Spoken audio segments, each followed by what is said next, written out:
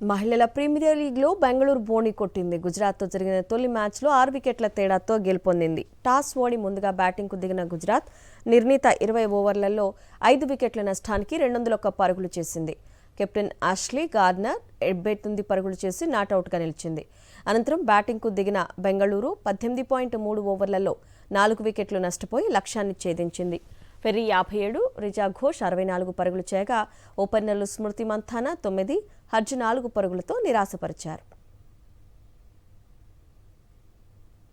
భారీ లక్ష్య ఛేదనలో 14 పరుగులకే తొలి 2 వికెట్లు కోల్పోయి ఆర్సీబీ ఇబ్బందుల్లో పడింది.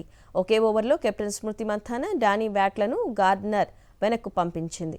కానీ పెర్రీ, రాఘ్వీ బిష్త్ భాగస్వామ్యంతో జట్టు కోలుకుంది. 19 పరుగుల వద్ద హ్యార్లిన్ క్యాచ్ వదిలేయడంతో బతికిపోయిన పెర్రీ 27 బంతుల్లోనే హాఫ్ సెంచరీ చేసింది.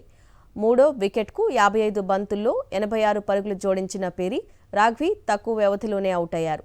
46 బంతుల్లో 93 పరుగులు చేయాల్సిన స్థితిలో గుజరాత్దే పైచేయి కనిపించినప్పటికీ రిచా, కనిక భాగస్వామ్యం అసాధారణ ఆటతో జట్టును గెలిపించింది.